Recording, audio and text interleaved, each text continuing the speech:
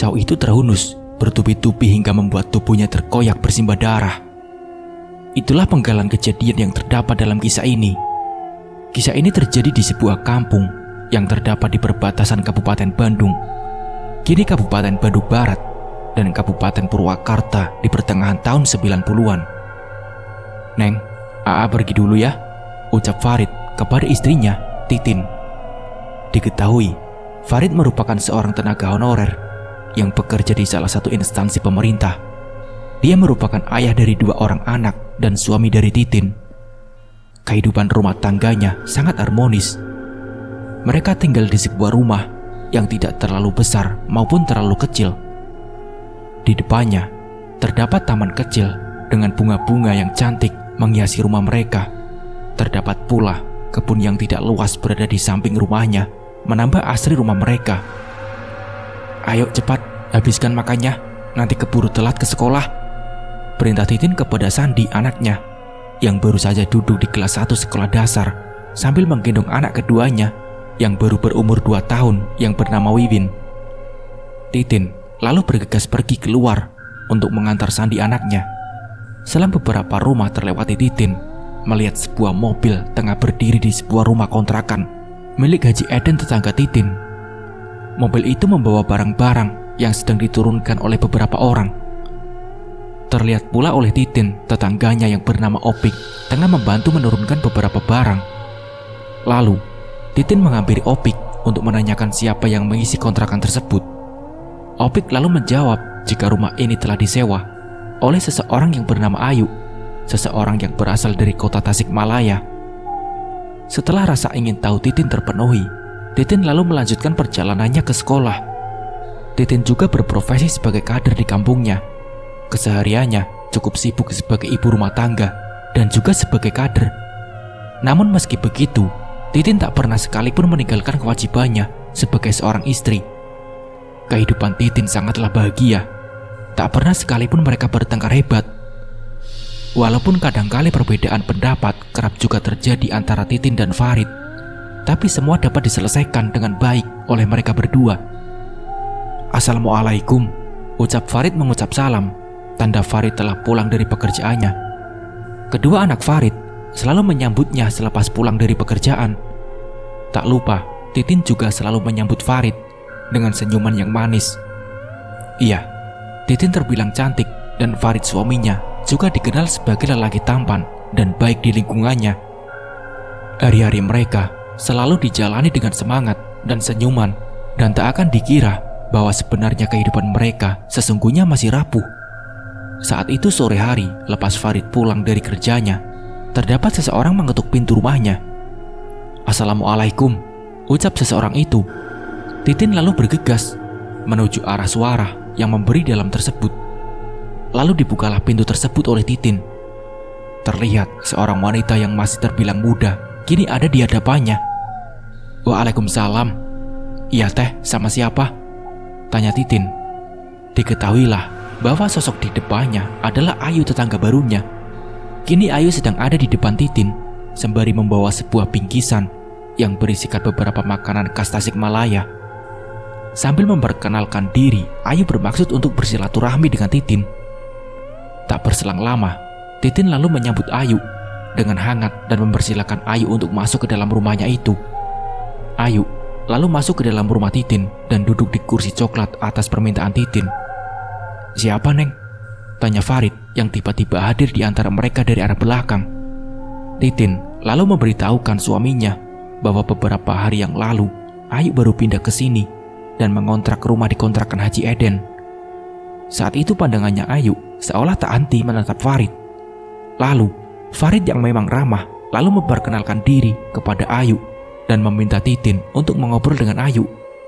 Lalu Farid pergi kembali ke ruang keluarga untuk menemani kedua anaknya bermain. Tak lama setelah itu terdengar kembali panggilan Titin kepada Farid. Dan ternyata saat itu Ayu yang tengah bertamu meminta izin untuk segera pamit pulang kembali ke rumahnya. Titin lalu memberitahu bahwa tetangga barunya itu akan pulang. Dan setelah itu Farid mengucapkan terima kasih atas makanan yang telah diberikan Ayu kepada mereka. "Alhamdulillah ya, dapat rezeki," ucap Titin sambil membuka bingkisan dari Ayu itu. Titin pun menceritakan bahwa Ayu sepertinya wanita yang baik, sikapnya yang sopan dan tidak membosankan. Diketahui pula bahwa Ayu merupakan seorang perias pengantin dan hidup seorang diri sebagai janda dengan seorang anak. "Wah, janda nih," ucap Farid menggoda Titin, istrinya sambil bercanda. Mau apa? Jangan macam-macam loh," jawab Titin mencubit pipi suaminya itu. Farid lalu tertawa melihat kecemburuan istrinya itu. Menjelang maghrib, lalu Farid pun bersiap pergi ke masjid untuk melaksanakan sholat. Ditemani para tetangganya yang juga ikut bersama Farid, mereka bersama pergi ke masjid. Salah seorang dari mereka yang bernama Dadan lalu berkata, "Ada janda muda tuh, siapa yang mau daftar?" tanya Dadan kepada semuanya. Dadan yang memang seorang duda sepertinya menaruh hal yang aneh di hatinya saat tahu saat ini ada Ayu yang kini tinggal di kampungnya itu. Semua orang termasuk Farid lalu menyuruh Dadan untuk mencoba mendekati Ayu, karena barangkali saja mereka bisa berjodoh. Alah, para lelaki cuma wanita aja di pikirannya. Terdengar suara wanita yang diketahui istri dari Haji Eden. Sontak mereka merasa malu mendengar Bu Haji Eden tiba-tiba saja berada di belakang mereka. "Biasa Bu Haji, kita bercanda," ucap Dadan menggaruk kepalanya. Di tengah perjalanan, lalu mereka melihat Ayu yang tengah pulang dari warung. Beberapa orang mulai salah tingkah melihat Ayu yang memang cantik berjalan berpapasan dengan Ayu, tapi tidak dengan Farid yang memang sebelumnya bertemu dengan Ayu di rumahnya. Kang Farid, mau ke masjid Kang?" tanya Ayu menyapa. "Iya teh," jawab Farid. Ayu lalu juga berkata bahwa tadi ada kembalian lebih di warung dan membeli beberapa jajan anak kecil yang memang Ayu berniat memberikannya kepada anak-anak Titin. Ayu lalu meminta izin untuk datang kembali menemui Titin untuk memberikan jajan itu kepada Sandi dan Wiwin. Farid hanya berkata berterima kasih dan meminta hal itu tak usah dilakukan karena akan merepotkan Ayu. Ayu lalu berkata bahwa hal itu bukanlah hal yang berat dan merepotkan. Lagi pula, Wiwin anak kedua Farid juga seumuran dengan anaknya Ayu yang bernama Rizal. Jadi, Ayu berpikir mungkin anak-anak mereka bisa menjadi teman dekat. Lantas, Farid pun menyetujuinya. Ayu lalu meminta izin pamit dari hadapan Farid dan para tetangga dengan senyum yang ganjil kepada Farid. Hal itu terlihat oleh Bu Haji Eden yang sekilas menatap tajam Ayu. Beberapa minggu berlalu semenjak Ayu datang ke kampung ini. Lambat laun, Ayu kini sudah menjadi bagian dari masyarakat di kampung itu. Kedekatannya dengan Titin pun semakin baik. Wajar saja, Titin adalah wanita yang baik tanpa melihat seseorang berdasarkan ucapan orang lain. Ditambah, Titin yang seyogyanya tidak mahir dalam berdandan, kini semakin pandai dalam merias diri setelah bergaul bersama Ayu. Farid sebagai suaminya melihat perbedaan istrinya kini jauh berbeda. Terlihat lebih cantik dan anggun setelah belajar dari Ayu teman barunya itu. Lalu, di saat Titin dan Ayu berbincang, Farid kemudian bergabung bersama mereka. "Neng, apa kamu sudah tahu beberapa hari ini warga sering mendengar suara seorang wanita bernyanyi sinden saat malam tiba?" ucap Farid membuka obrolan. Titin lalu menjawab bahwa kabar tersebut beberapa kali didengarnya. Namun Titin belum menemukan apakah cerita tersebut benar-benar nyata terjadi atau hanya cerita iseng masyarakat saja. Ayu yang hanya mendengar cerita tersebut hanya terdiam mendengarkan Farid dan Titin berbicara. Terus Aa dengar juga tetangga kita seperti Kang Dadan, Dasep, Ujang, dan Kang Wandi kini terbaring sakit dengan keadaan yang sama. Mereka tidak bisa bergerak sama sekali. Dalam keadaan berbaring tubuh mereka kaku bak patung, Neng, tambah Farid. Titin cukup kaget mendengarkan berita dari suaminya itu. Di luar dugaan, ternyata kampung mereka berubah sedikit mencekam setelah beberapa hal ganjil terjadi di sana. Kegiatan ronda pun semakin digalakan secara rutin di kampung itu, termasuk Farid yang juga mendapat jadwal ronda di hari Sabtu malam. Tepat kala itu, waktunya Farid menjalankan ronda. Dengan beberapa tetangganya, tepat jam 10 malam, mereka berkumpul di sebuah pos ronda. Salah satu warga terlihat sedang menyalakan api unggun untuk menghangatkan malam dingin kala itu. Seperti bapak-bapak lainnya, kegiatan ronda tak akan lepas dari permainan gaple dan membakar singkong maupun ubi yang memang sangat melimpah di kampung tersebut. Beberapa jam mereka isi dengan obrolan sambil sesekali melempar kartu gaple, dan sebagian lagi tengah asik memakan ubi dan singkong. Hingga satu saat kemudian, salah satu dari mereka membicarakan hal mengenai beberapa kejadian di kampung tersebut. Aneh ya, udah nyaman dari dulu kampung kita ini. Karena hal yang terbilang ganjil, kita harus begadang tiap minggu buat ronda. Tapi, tahu nggak kalian? Dadan, Dasep, Wandi, dan Ujang pernah beberapa kali terlihat menemui si Ayu. Apa mungkin ada hubungannya dengan semua ini? Ucap seseorang di antara mereka sambil menyeruput kopi yang ada di hadapannya itu. Us, jangan ngomong sembarangan, Kang. Hampir setiap hari aku juga bertemu si Ayu, karena kini sangat dekat dengan istriku. Tapi tak ada hal yang aneh padaku. Potong Farid menolak ucapan tetangganya itu. Beberapa orang tertawa karena mungkin tetangganya yang sedikit menuduh itu tidak ingin ada saingan untuk mendapatkan Ayu. Sesaat mereka menikmati malam itu, terlihat dari ujung jalan dekat dengan gerbang kampung terdengar suara langkah seseorang yang seolah mendekat pos ronda di mana Farid dan para warga lainnya berkumpul. Sontak para warga termasuk Farid mulai mengerutkan dahinya dan menajamkan mata untuk melihat siapa yang akan menghampiri mereka. Hingga sesosok tubuh terlihat di sana tersapu cahaya lampu salah satu rumah warga. Loh, Kang Ujang? Ucap mereka. Mereka sangat heran. Kang Ujang yang memang diketahui dengan sakit kini berada di tengah mereka. Para warga pun mulai menanyakan keadaan Ujang waktu itu. Namun Ujang hanya terdiam. Ujang hanya terdiam sambil duduk. Tatapannya kosong menerawang ke arah depan pos ronda. Melihat hal itu, para warga dan Farid hanya bisa saling pandang dan mengangkat kepala kepada masing-masing orang tanda bertanya dan kebingungan. Karena tidak ada jawaban dari Ujang, maka salah satu warga berinisiatif untuk membuatkan kopi buat Ujang yang mungkin baru sehat dari sakitnya. Tak ada yang berani bertanya kembali kepada Ujang.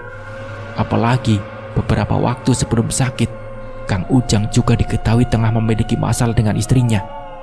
Mungkin hal itu yang membuat para warga termasuk Farid tidak berusaha menanyakan perihal sikapnya Ujang yang diam. Sampai beberapa saat kemudian, Ujang bangkit dan hanya berkata, Aku pergi dulu ya. Tak ada kata lanjutan dari ucapan Ujang. Ekspresi wajahnya sangat datar saat meninggalkan para warga di sana malam itu. Semua orang kembali saling memandang dengan keanehan tetangganya.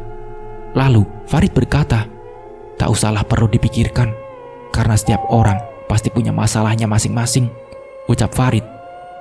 Mereka pun kembali melanjutkan kegiatan ronda malam itu. Sampai akhirnya mereka kembali ke rumah masing-masing. Farid, bangun itu dengar teriak Titin membangunkan Farid yang masih terlelap tidur di pagi hari, belas lelah ronda semalam. Bangun itu dengar Kembali Titin menggoyangkan tubuh Farid. Apa Neng? Jawab Farid masih dalam keadaan kantuknya. Titin lalu berkata bahwa Ujang telah meninggal tadi pukul 2 malam. Titin mengetahuinya dari suara toa masjid yang mengumumkan kematian Ujang tadi pagi. Sontak, Farid segera mengumpulkan kesadarannya dari rasa kantuk yang meliputinya waktu itu. Antara sadar dan tidak sadar, Farid kembali menanyakan kebenaran dari berita tersebut. Kembali meyakinkan Farid atas berita tersebut. Tak mungkin, ucap Farid sambil bergegas pergi ke kamar mandi untuk mencuci muka menyadarkan diri dari rasa kantuknya itu. Farid lalu segera pergi menuju kediaman Ujang yang tak terlalu jauh dari rumahnya itu. Terlihat juga di sana terdapat beberapa warga dan tetangga Farid yang semalam satu ronda bersamanya. Mereka yang semalam dengan jelas melihat Ujang bersama, mereka hanya bisa saling pandang. Tapi kan malam tadi, ucap Farid yang kemudian segera dihentikan oleh salah satu warga yang ikut ronda untuk tidak melanjutkan ucapannya tersebut. Sudah, nanti saja bicaranya, bisik salah satu tetangga Farid yang juga mengetahui kejadian ini. Setelah prosesi pemakaman, beberapa warga yang malam tadi melakukan ronda bersepakat untuk berkumpul, termasuk Farid yang juga ikut dengan mereka. Semua orang bersepakat untuk tidak menceritakan perihal kemunculan sosok Ujang malam tadi. Hal ini dilakukan untuk menjaga perasaan pihak keluarga Ujang dan menutup kemungkinan tersebarnya hal-hal yang tidak diinginkan. Setelah semua orang sepakat, kemudian mereka pulang ke tempat mereka masing-masing. Farid yang masih tidak percaya dengan kejadian semalam juga turut pulang ke rumahnya. Setibanya di rumah, terlihat oleh Ayu sedang duduk di teras rumah Farid. Namun saat itu, Ayu terlihat sangat berbeda. Dia terlihat begitu menawan di pandang Farid. Ayu juga tak lupa melempar senyum manisnya kepada Farid yang kala itu berjalan menuju rumahnya. Dari rumah Pak Ujang, Farid, ucap Ayu dengan pandangan dan wajah polos terlihat menggoda. Farid merasa ada perasaan yang kacau di hatinya saat melihat Ayu. Lalu, Farid segera memalingkan pandangannya ke arah lain sambil menjawab pertanyaan dari Ayu. Tak lama kemudian, Titin keluar dari rumahnya untuk menanyakan kematian Ujang beberapa saat itu. Tak banyak yang diungkapkan oleh Farid kepada istrinya itu. Farid lalu masuk ke dalam rumah dan duduk di kursi rumahnya sambil menyandarkan tubuhnya. Lalu, terlihat oleh Farid Ayu yang sepertinya juga akan pamit kepada Titin untuk pulang. Namun satu hal ganjil terlihat oleh Farid dari Ayu. Saat Farid melihat Ayu yang berlalu pergi, tiba-tiba dengan cepat wajah Ayu menengok ke arah Farid dan tersenyum dengan tatapan tajam kepadanya. Farid yang tak menyangka hal ini lalu menundukkan kepalanya dengan perasaan kikuk dan keheranan. Sungguh aneh, Ayu seperti tahu bahwa Farid melihatnya dari balik jendela rumah. Padahal dari sudut Farid melihat, tentu saja hal itu sangat sulit diketahui. Seminggu sudah setelah kematian Ujang, tak lagi terdengar hal yang mengejutkan. Semua kegiatan warga, termasuk Farid, berjalan dengan normal seperti biasanya. Hingga satu hari, peristiwa mengejutkan kembali hadir di kampung mereka. Kini giliran Dadan yang juga sakit seperti yang dialami oleh Ujang. Waktu itu, Dadan yang terbaring tiba-tiba bangkit dan terduduk. Kemudian, hal di luar nalar manusia terjadi. Dadan bergerak seolah sedang menari atau melakukan gerakan silat. Tangannya sangat lihai menggerakkan kedua tangannya itu. Matanya pun melotot dan tak menggubris siapapun yang bertanya kepadanya. Hal ini terus berulang beberapa kali dalam sehari. Keadaan desa mulai dibuat khawatir dengan semua kejadian ini. Ditambah pihak keluarga Dadan juga berkata, sebelum Dadan melakukan gerakan aneh itu, sebelumnya selalu terdengar suara nyanyian dari seorang sinden. Hal ini juga dipertegas dan dibenarkan oleh beberapa warga yang juga sempat mendengar suara nyanyian sinden di malam hari. Kala itu, malam hari lepas sholat Isya, Farid tengah duduk bersila membaca ayat suci Al-Quran. Selesai membaca, Farid terlihat terdiam. Suara-suara sayup sedikit terdengar di suara Farid. Suaranya memanglah tak terlalu jelas, namun Farid dapat memastikan bahwa suara tersebut seperti sebuah nyanyian seorang sinden. Mendengar hal itu, lalu Farid bangkit untuk menemui Titin hingga hal ganjil kembali terlihat oleh Farid. Anak pertama Farid terlihat berdiri mematung melihat ke arah jendela rumahnya. Sontak saja, hal itu membuat Farid menghampirinya. Anak Farid pun lalu berkata, siapa rombongan yang ada di depan jalan sana? Tentu saja, Farid langsung melihat ke arah jendela, namun tidak ada siapapun yang dapat dilihat oleh Farid. Dengan rasa khawatir yang hebat, Farid lalu membawa anaknya pergi ke kamar dan segera menutup jendela rumahnya. Titin yang melihat wajah khawatir Farid lantas menanyakan perihal yang terjadi. Namun, Farid tak memberitahukan apapun kepada istrinya tersebut. Hari demi hari terus berjalan. Kejadian-kejadian di luar nalar semakin masif terasa oleh warga kampung itu. Assalamualaikum Teh Titin, Kak Farid, ucap Ayu yang seperti biasa sangat rutin pergi ke rumah Farid. Terlihat Ayu membawa makanan dan beberapa snack asal Tasikmalaya. Hal itu dilakukan karena beberapa hari lalu Ayu pergi ke kampungnya untuk beberapa urusan. Melihat Ayu, Farid seperti memiliki perasaan aneh yang selalu muncul di hatinya. Tapi perasaan itu bukanlah seperti biasanya. Jantungnya selalu berdebar hebat. Ucapannya menjadi agak kaku saat berbicara di hadapan Ayu. Farid juga mulai selalu melihat wajah Titin dan Ayu, seolah Farid membandingkan keduanya. Di dalam obrolan mereka bertiga, Ternyata Ayu juga akan menerima panggilan rias pengantin di salah satu warga di sana esok hari. Farid tak banyak bicara saat ini. Pandangannya hanya terpaku pada wajah Ayu dan sesekali melempar senyuman kepada Ayu yang tengah berbicara. Hati Farid seperti dirasuki hal aneh. Entah mengapa, karena seringnya Ayu datang ke rumahnya, semakin besar juga perasaan aneh itu muncul di hatinya. Namun, perasaan itu Farid coba singkirkan melihat Titin istrinya yang sangat baik dan perhatian kepada Farid. Hatinya kini tengah berperang menekan perasaan yang baru muncul dengan perasaan sayang dan cinta kepada Titin. Titin lalu izin masuk ke dalam rumah untuk mengambil air dan membuka beberapa snack yang dibawa Ayu untuk menemani obrolan mereka. Melihat istrinya masuk, lalu Farid menanyakan perihal urusannya kepada Ayu di Tasikmalaya. Ayu seperti memanfaatkan situasi ini. Tangannya mulai dia simpan di pipi merahnya. Rambut panjangnya diuraikan ke samping kiri tubuhnya dan matanya menatap jauh ke dalam mata Farid dengan sedikit senyuman yang terlihat menggoda. Hal ini membuat Farid salah tingkah. Matanya mulai Farid tundukkan dan Farid mengobrol tanpa memandang Ayu. Farid sekuat mungkin menahan perasaan aneh tersebut.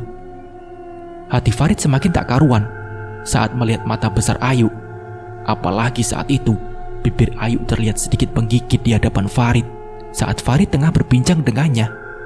Sungguh pikirannya sangat kacau dan kalang kabut.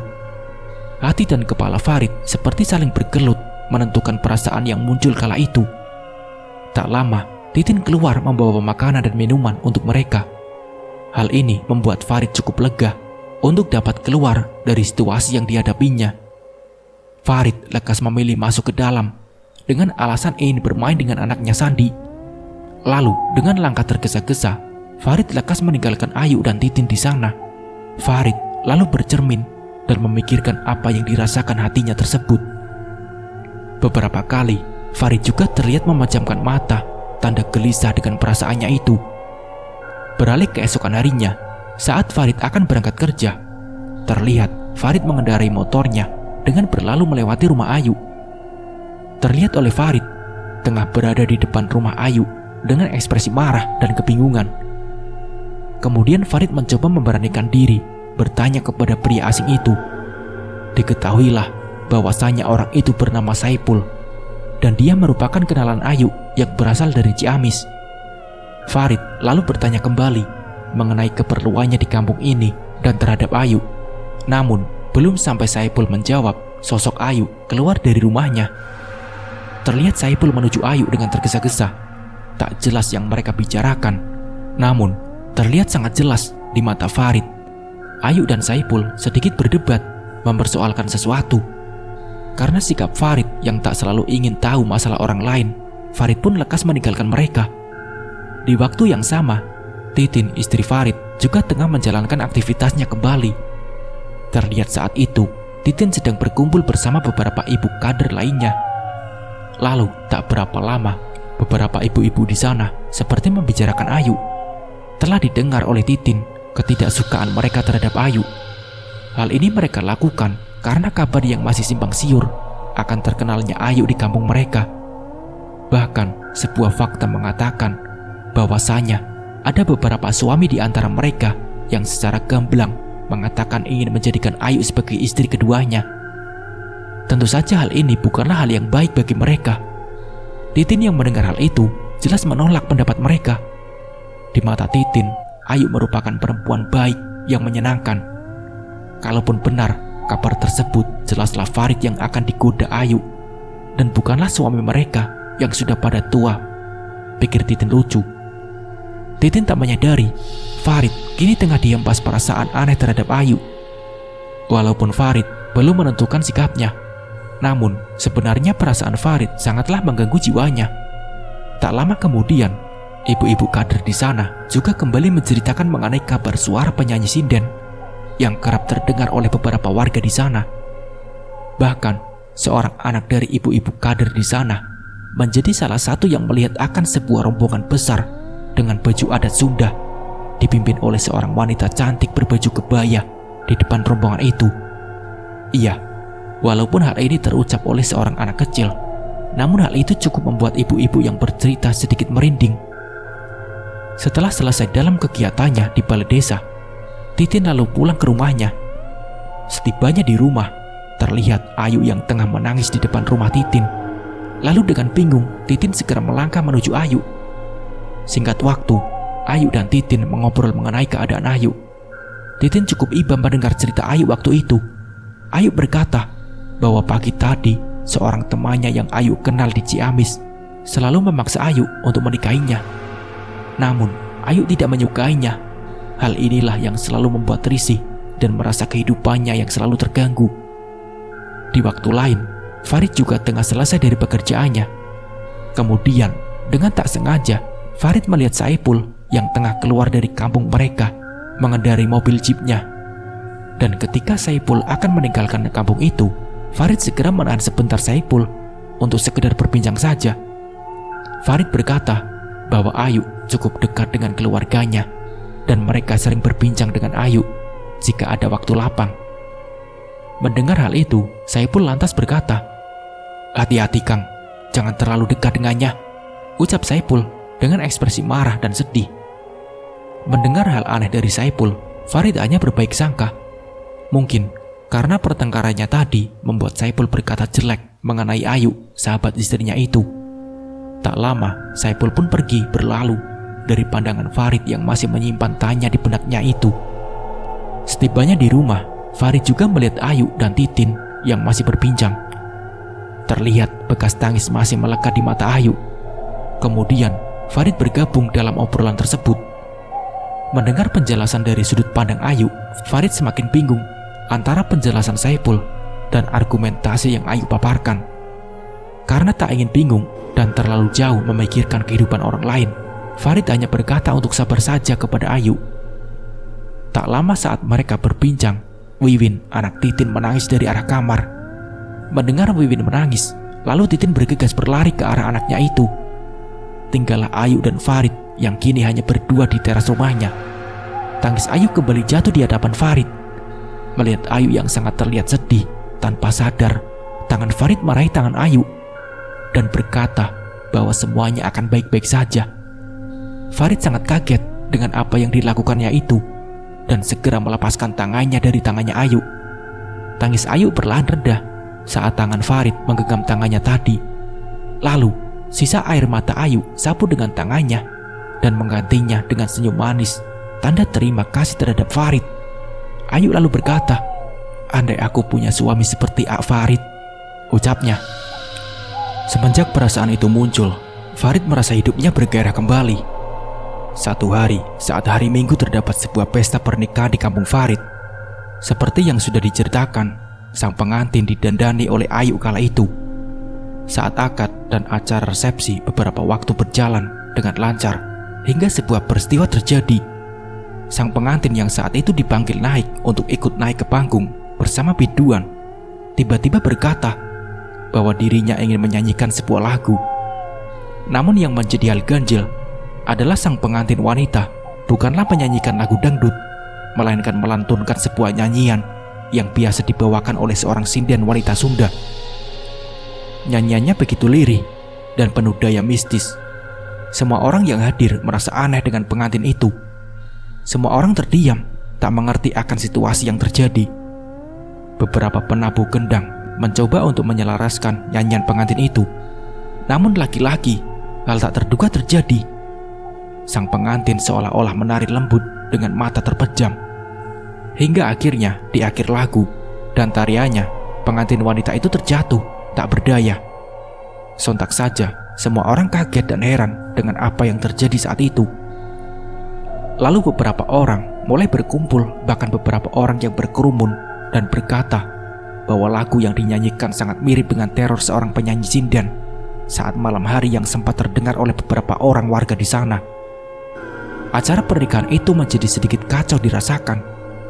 Selesai pernikahan itu, para warga masih membicarakan perihal kejadian sang pengantin yang melakukan hal aneh hingga beberapa hari ke depan.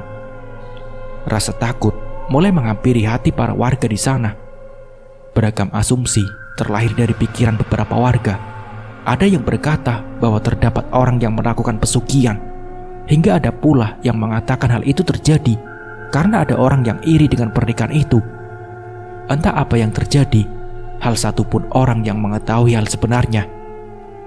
Satu hari, Haji Eden, pemilik kontrakan Ayu yang tengah pulang dari keperluannya, secara tak sengaja melihat Ayu tengah berdiri di samping rumahnya. Terlihat Ayu seperti menabur sesuatu di sekitar rumah tersebut. Hingga akhirnya Haji Eden memberanikan diri bertanya kepada Ayu atas apa yang sedang dilakukannya. Terlihat wajah Ayu kaget seketika. Tiba-tiba Haji Eden berada di belakangnya sambil bertanya mengenai hal yang baru saja dilakukan oleh Ayu dengan alasan sedang menabur garam karena banyaknya ular yang beberapa kali masuk ke rumah Ayu. Menjawab pertanyaan Haji Eden, rasa curiga sebenarnya menghinggapi pikiran Haji Eden kala itu. Namun karena memang sepertinya Ayu tidak melakukan hal terlalu aneh, Haji Eden lalu berlalu pergi meninggalkan Ayu. Tak lama setelah itu, Ayu pergi ke suatu tempat yang ternyata Ayu bertemu dengan Farid. Mereka berdua berbincang dan mengobrol dengan santai. Kala itu, Ayu dengan terang-terangan berkata bahwa dirinya sangat menyukai Farid dan bersedia menjadi wanita kedua untuk Farid. Tak hanya itu, Ayu yang secara ekonomi juga mempunyai nilai lebih. Dia berkata, sebenarnya Ayu sudah memiliki rumah dan beberapa bidang sawah yang coba Ayu tawarkan kepada Farid untuk menggoda Farid. Kedatangannya ke kampung itu adalah untuk menghindari masa lalunya yang kelam bersama Saipul yang selalu mengganggunya. Farid hanya terdiam mendengar tawaran Ayu tersebut, dan Farid lalu menjawab bahwa dirinya belum siap untuk dapat menerima semua ini. Hatinya terlalu berat mengkhianati istrinya Titin. Hingga akhirnya Farid meninggalkan Ayu sendirian.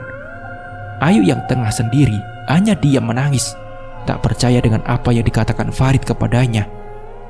Hatinya hancur, seolah tak mengerti dengan sikap Farid yang selama ini Ayu anggap menerima dirinya dan juga menyukai dirinya. Ternyata tak terduga, Farid adalah seorang pria yang sulit dimengerti dan ditaklukkan. Di perjalanan menuju pulang, Farid hanya terdiam. Di pikirannya hanya ada bayang Titin, istrinya, dan juga kedua orang anaknya. Dalam hatinya, Farid juga sebenarnya sangat terpikat oleh Ayu. Namun ada ketakutan lain yang mampu menolak tawaran Ayu kepadanya. Di rumah, saat kedatangan Farid, Titin menyambutnya dengan ceria. Wajah manis dan senyumnya membuat Farid yakin dengan jawabannya kepada Ayu beberapa saat lalu. Tak semestinya istri sebaik Titin harus Farid tinggalkan dengan alasan apapun. Di lain waktu, Ayu hanya larut dalam tangisnya. Cintanya bertepuk sebelah tangan. Hatinya remuk bagaikan pasir terhempas ombak. Hanya kecewa dengan Ayu dapatkan kala itu. Kok si Ayu jarang kesini ya?" tanya Titin kepada Farid. Tak ada jawaban yang keluar dari mulut Farid mendengar pertanyaan itu. Farid tahu akan apa yang sebenarnya terjadi. Hingga terdengar suara ketukan pintu menghentikan obrolan mereka. "Assalamualaikum," terdengar suara seseorang memberi salam. Terlihat seorang warga kampung tersebut mendatangi rumah Farid dan memberitahukan bahwasanya Dadan tetangga mereka tengah berada dalam keadaan yang mengkhawatirkan. Farid yang cukup dekat dengan Dadan lantas segera menemui tetangganya tersebut. Tak disangka, sesampainya di sana, Dadan telah tiada. Kematiannya hampir sama dengan Ujang beberapa waktu lalu. Semua orang semakin gempar dengan keadaan ini. 2 kali kematian warga mereka yang hampir sama membuat keadaan kampung menjadi tidak nyaman. Selesai dari melayat, Farid kembali ke rumahnya dengan perasaan tak percaya. Istrinya, Titin, juga cukup terpukul dan heran dengan kematian tetangganya itu. Semua perkara yang terjadi di kampungnya membuat Titin untuk ingin pergi saja dari sana. Esok hari saat sore, Farid habis pulang dari pekerjaannya sambil membawa bingkisan untuk kedua anaknya. Sambil memberi salam dan masuk ke dalam rumah, Farid sedikit berteriak memanggil kedua anaknya. Namun saat Farid masuk menemui istrinya di dalam, seketika pandangan Farid berhenti dan suasana menjadi sedikit canggung. Titin kini tengah berada bersama Ayu yang sedang mengobrol. Pandangan Ayu sangat tajam melihat Farid dengan sedikit simpul di bibirnya.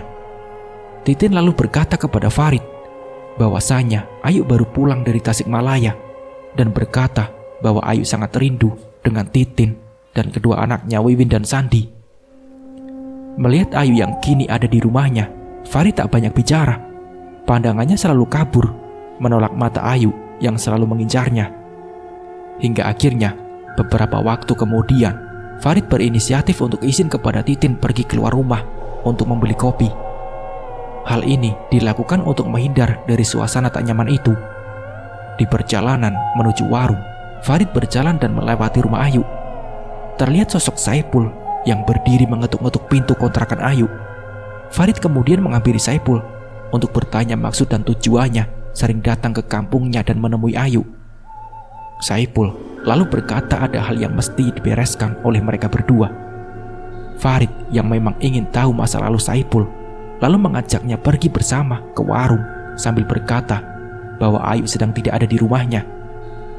Singkat waktu, mereka pun sepakat untuk pergi ke sebuah warung guna mengobrol.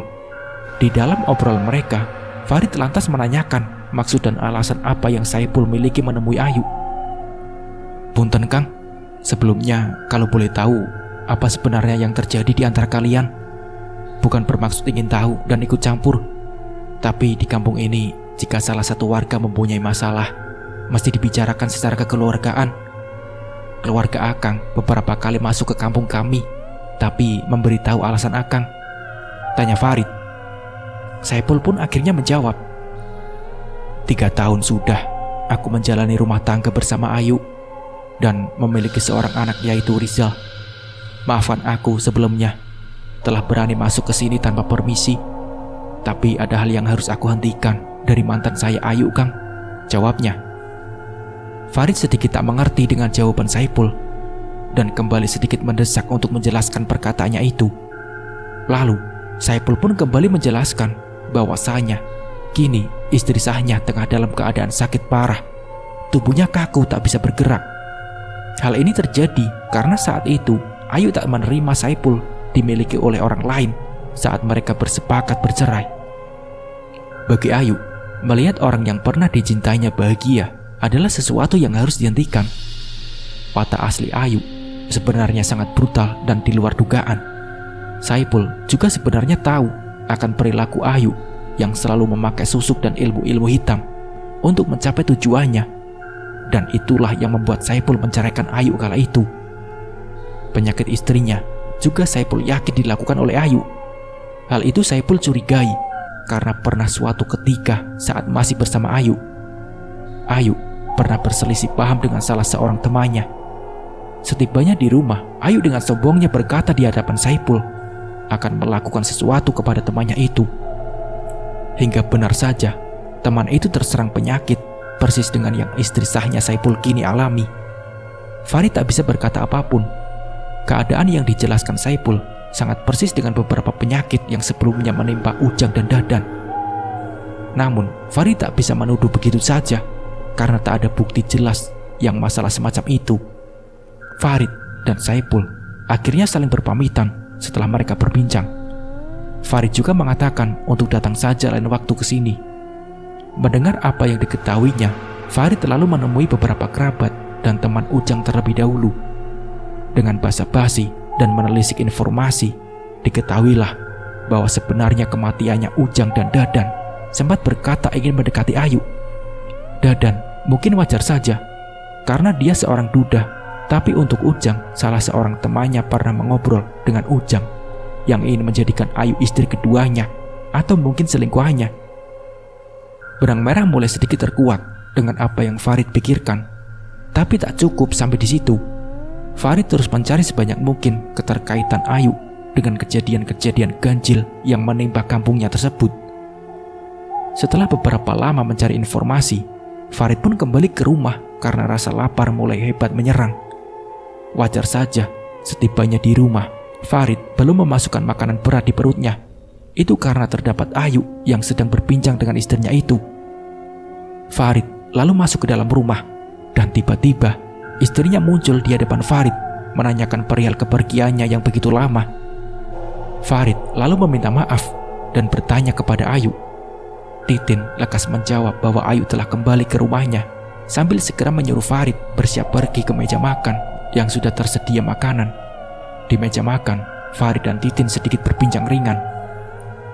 "Jangan terlalu dekat dengan Ayu," ucap Farid. Dahi Titin mulai mengerut mendengar Farid tiba-tiba saja berkata demikian. Titin lantas bertanya apa yang sebenarnya terjadi. Farid lantas berkata dan menjawab bahwa hal itu ditakutkan akan menimbulkan fitnah di antara mereka. Farid juga menjelaskan bahwa sebenarnya beberapa warga di sini juga ada yang mengincar Ayu untuk dijadikan istri, dan kedekatan Ayu dengan Titin takut membuat penilaian mereka buruk kepada Farid dan keluarganya. Titin tidak sependapat dengan argumentasi Farid. Titin malah menjawab bahwa memang dasarnya saja beberapa warga desanya mata keranjang melihat wanita cantik berada di sini. Farid lalu tak meneruskan perbincangannya itu. Titin yang terlihat sangat membela Ayu dengan ekspresi tak nyaman membuat Farid segera mengalihkan obrolan mereka berdua. Selesai makan, akhirnya Farid bermaksud pergi ke kamar mandi untuk membersihkan badannya. Kamar mandi Farid kala itu harus melewati sebuah jendela besar di ruang tamu. Dan ketika Farid berjalan dan menengok ke arah jendela, terlihat sosok Ayu yang tengah memandanginya dengan pandangan marah. Farid yang kaget lalu memejamkan mata beberapa kali untuk memastikan. Namun tiba-tiba saja sosok Ayu hilang begitu saja dan membuat Farid keheranan. Farid pun tertegun dengan apa yang baru saja dilihatnya. Mungkin saja aku terlalu memikirkan masalah ini, gumam Farid. Di sela-sela mandinya, Farid seolah mendengar suara sinden itu bernyanyi kembali. Deburan air Farid hentikan untuk memastikan suara itu. Hingga akhirnya suara itu semakin nyaring. "Bapak, Pak, cepat keluar Pak, cepat!" teriak Sandi anak Farid. Segera Farid membalut tubuhnya dengan handuk dan keluar menuju Sandi. Dengan isak tangis, Sandi berkata bahwa Titin tiba-tiba terjatuh. Tentu saja hal ini membuat Farid khawatir. Benar saja, Titin kini tergeletak di lantai tak berdaya. Farid yang melihat istrinya terlentang di lantai langsung saja memangku Titin dan membawanya ke atas ranjang. Hingga waktu pagi, keadaan Titin tak juga sadarkan diri. Suhu tubuhnya semakin memanas. Hingga akhirnya Farid memutuskan untuk tak bekerja dan mengurus istrinya yang tengah sakit tersebut. Berbagai cara Farid lakukan untuk sedikit meredakan sakit istrinya. Namun tetap saja hal itu tak berguna sama sekali. Sampai beberapa jam kemudian Titin pun tersadar. Namun yang mengejutkan, tubuh Titin tiba-tiba tak bisa bergerak. Tubuhnya mematung, persis seperti apa yang dialami Dadan dan Ujang. Sungguh terluka hati Farid melihat istrinya seperti itu. Pikirnya teringat akan perkataan Saipul atas apa yang Ayu lakukan. Apakah semua ini ulah Ayu? Pikir Farid melamun. Beberapa tetangga pun mulai menjenguk keadaan Titin kecuali Ayu. Farid hanya bisa terdiam menyesali perbuatannya yang membuat Ayu sedikit berani mengumbar perasaannya. Farid pun mencoba untuk mencari Ayu di kontrakannya kala itu. Namun tak terlihat batang hidungnya Ayu sama sekali. Pikiran Farid semakin kacau. Hatinya dipenuhi rasa sedih dan amarah atas peristiwa yang menimpa Titin, istri tercintanya. Hingga beberapa hari ke depan, Titin tak kunjung membaik bersamaan dengan hilangnya Ayu yang pergi entah kemana. Pekerjaan Farid pun mulai terbengkalai dengan datangnya surat teguran dari kantor di mana Farid bekerja. Semua ini berubah secara cepat membuat Farid sedikit depresi dengan keadaannya kini. Lalu terdengar suara ketukan pintu. "Assalamualaikum, Assalamualaikum, Farid," teriaknya. Saipul kini datang menemui Farid. Saipul mengetahui keadaan Farid dan istrinya saat akan mencari kembali Ayu. Di tengah pertemuan mereka, terlihat Farid dengan keadaan yang sangat kacau. Tak terlihat lagi Farid yang rapi dan wangi. Sekarang, Farid hanya memikirkan istrinya hingga tak sanggup mengurus dirinya sendiri. Saipul yang melihat Farid seperti itu sangatlah iba dan kasihan. Saipul lalu menghibur Farid dan bertukar cerita mengenai hal yang sama-sama menimpa mereka. Tak ada perbincangan yang bisa membuat Farid tersenyum saat ini. Hanya satu tujuan Farid, yaitu menemukan Ayu. Tak sampai di situ, suara sinden semakin marak terdengar oleh warga di sana. Bahkan sampai beberapa kali, sosok penampakan sering terlihat oleh warga kampung itu. suasana kampung mulai membuat tak nyaman orang-orang. Bahkan beberapa tetangga yang mempunyai tempat tinggal lain mulai beralih pindah ke kampung sebelah. Bahkan sampai ada yang rela menjual rumahnya dengan murah agar dapat segera pergi dari kampung tersebut. Satu hari, saat Farid merenung di teras rumahnya, seorang bapak pos datang dan memberikan sebuah surat kepadanya. Dengan wajah lusuh, Farid segera membuka surat tersebut. Dan pikiran Farid saat itu tersentak dengan hebat. Surat pemecatan dirinya kini ada di hadapannya. Sirna sudah harapan Farid menjadi PNS.